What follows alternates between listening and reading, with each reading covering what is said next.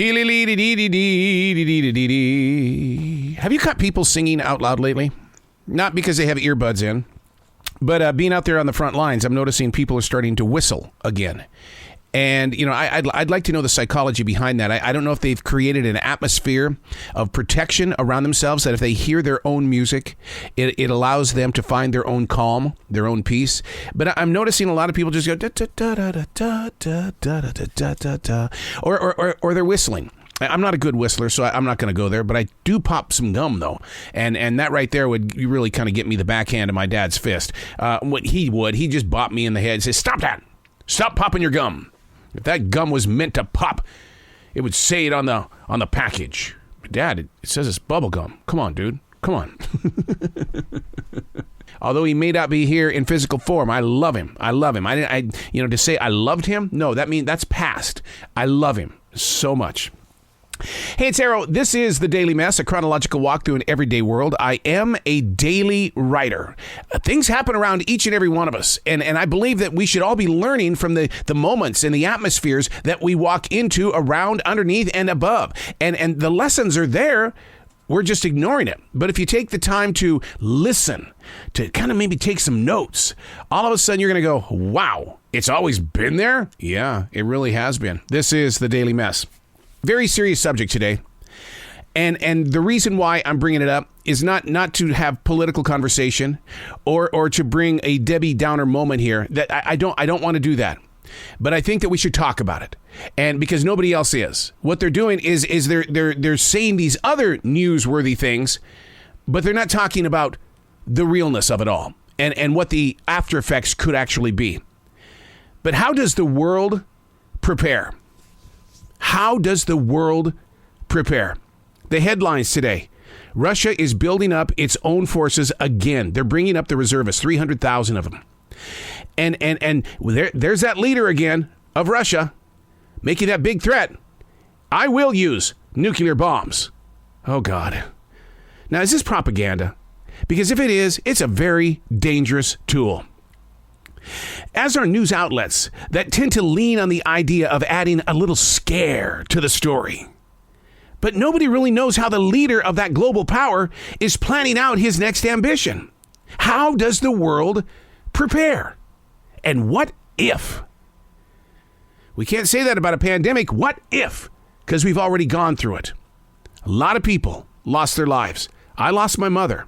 Very sad. Very sad. At this stage of the game, should anyone waste so much energy just worrying about it? There's a reason why they called it the Cold War. For decades, our parents and their parents had to live in a very complicated mess of uncertainty. I'm not wanting this to locate answers or second guess what I can't control.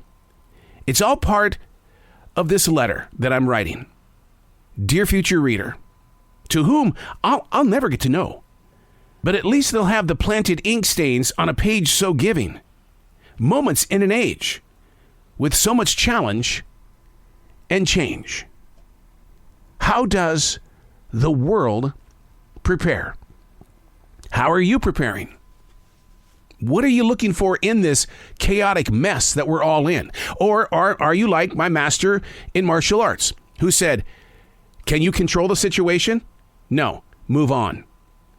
Is that how we have to do this? We have to move on. I've got a very, very good friend who is currently in Ukraine. You can listen to the podcast that we create. It's called American Journalist in Ukraine, Joe Lindsley.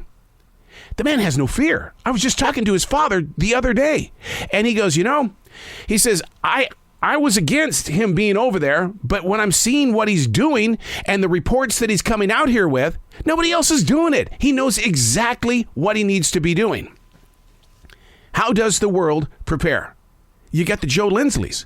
You got people who are in there going, hey, look, this is the real story. I'm going to show you the real people. I'm going to show you the real reaction, and you're not going to depend on propaganda. It's like playing the telephone game. Every time we hear the story and we want to share the story, a little bit of it is bent. It's bent because we don't have the actual story. And there was one time where I actually trusted myself to pick up a news story and then about an hour and a half later, to write about that news story, what I interpreted in that newscaster's story. And I went back to it, and I had it all wrong. What they were quoting inside that story wasn't what I put down on paper. No, I was wrong, which opened up my eyes when it comes to sharing news in this age. We hear something, but we're hearing what we want to hear, and then we go out and we talk about what we just heard. Not all of us get it right. Therefore, we're affecting other people. We got to fact check. We got to make sure we're telling the story the right way. Because if that guy over there decides he's going to use bigger bombs, how does the world prepare? Heavy subject. But it's time that we start preparing.